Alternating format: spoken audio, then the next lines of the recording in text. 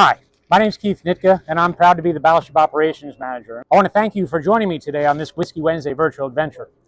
So on today's adventure, we're going to talk about the quarterdeck. Quarterdeck here on board Battleship Wisconsin. We actually have two.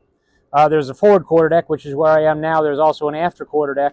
I'm going to read you a little excerpt here on what exactly the quarterdeck is. Merriam-Webster Dictionary defines the quarterdeck as the stern area of a ship's upper deck, also a part of the deck on a naval vessel set aside by the captain for ceremonial and official use. I have with me the 21st edition of the Blue Jackets Manual and also the BMR, Basic Military Requirements, from 1987. And both of those define the quarterdeck as the deck area designated by the commanding officer as a place to carry out official functions, the station of the officer of the deck in port. So what that means is when we're out at sea, of course, the officer of the deck is found up in the pilot house. But when we're moored to the pier, like here in Norfolk or overseas, the officer of the deck has moved his watch station from the pilot house to here on the quarterdeck. Now, the quarterdeck is used for official functions.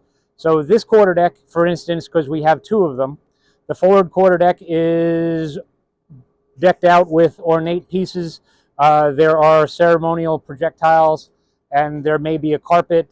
We, on board Battleship Wisconsin, had a large rubber mat that we used to put down here, and it was the ship's crest on it, so it greeted people as they came on board.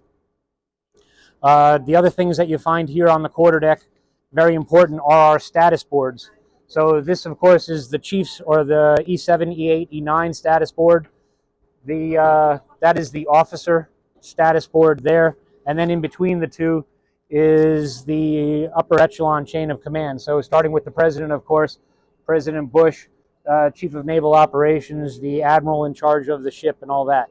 So here, this quarterdeck is used by VIPs. They come on board, they go ashore. Also, the chiefs and the officers on board the ship use this quarterdeck. The after quarterdeck is used by the lower enlisted ranks, E1 through E6, to come and go. And also that is where working parties bring stores on board, or they'll take trash out.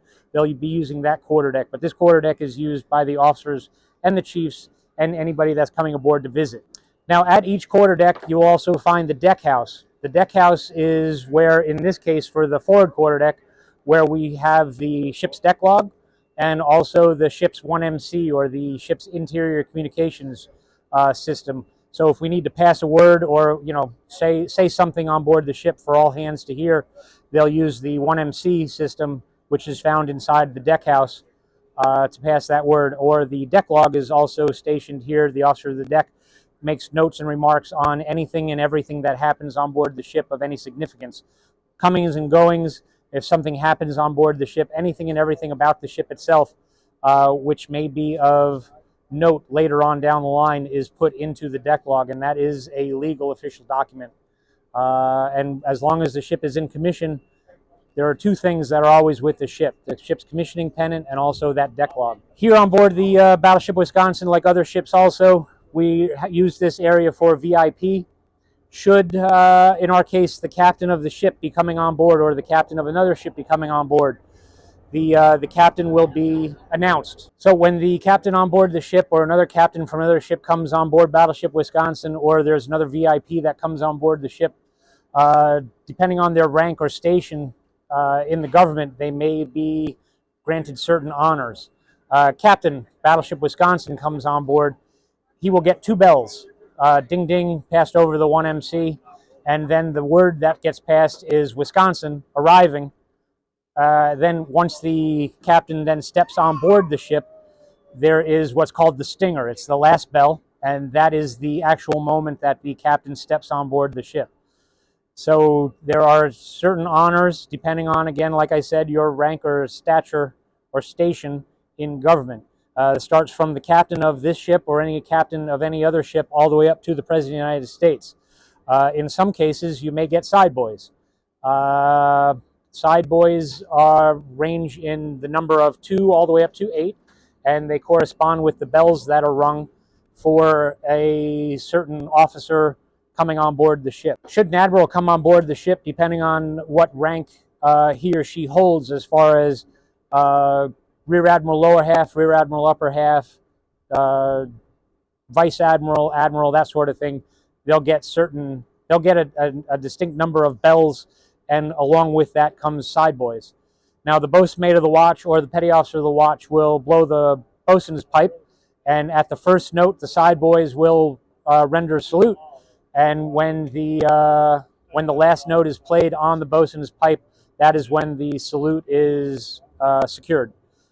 They make a passageway, so to speak, for the entering or exiting VIP to use.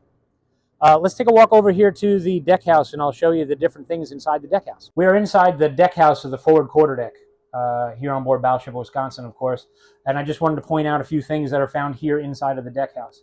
Now, depending on what side of the ship that we are moored to the pier on, we have access to this room. There's either the door that we walk through here on the starboard side, or there's a door back there on the port side, so that if we have the quarterdeck station over there, they can pass through here to get to the table. Here on this table is where you'd find the deck log. Like I was saying, that is a legal document that's used on board the ship for all the happenings on board the ship.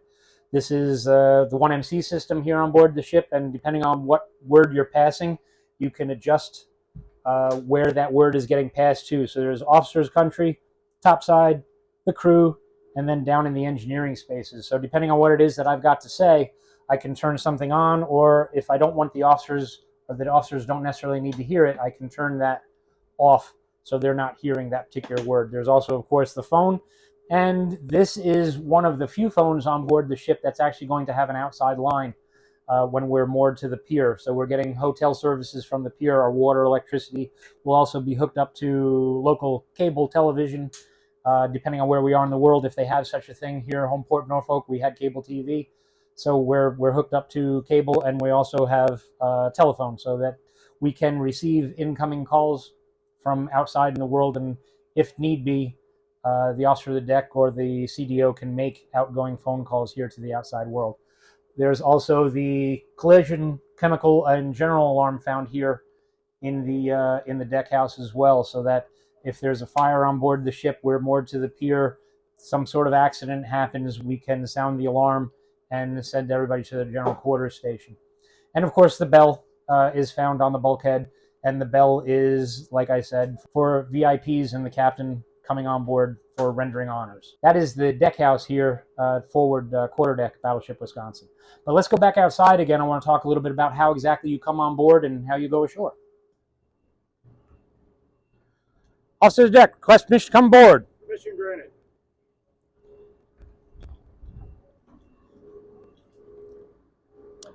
So, coming on board a ship, any ship, Battleship Wisconsin, USS Richard E. Byrd, my first ship, doesn't matter. When you're coming on board a ship, the first thing you're going to do is turn and face aft and salute the national ensign, or American flag, as most of you will call it. And then you turn towards the officer of the deck, and while still saluting, request permission to come aboard. The officer of the deck will then grant you permission or deny you permission, depending on what exactly evolution may be happening here on board the ship. To leave the ship, it's the same thing, just kind of in reverse. The very first thing I'm going to do is ask the officer of the deck for permission to go ashore. He will then say yes or no, and then when I step onto the brow, I will turn aft again and face the national ensign and make my way across. This is something that all members of the armed forces need to do when they walk on board a ship.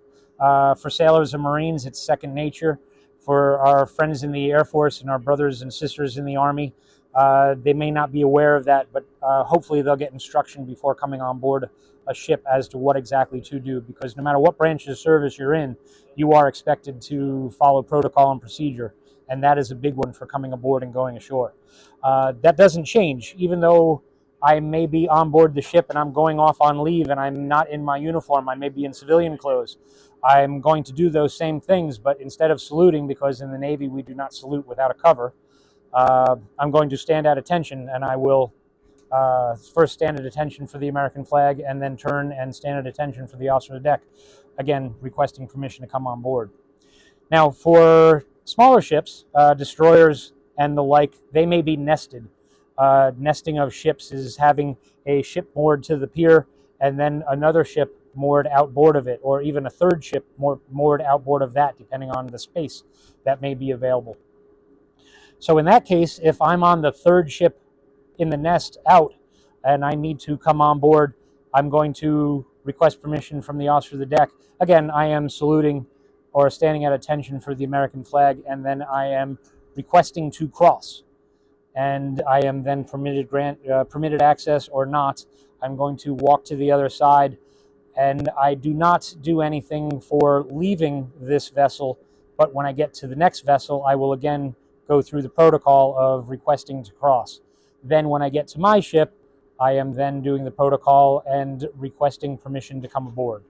And that's how it works if we're nesting. Nesting is done, of course, if you have 2 or more ships tied or moored to each other while they're at the pier.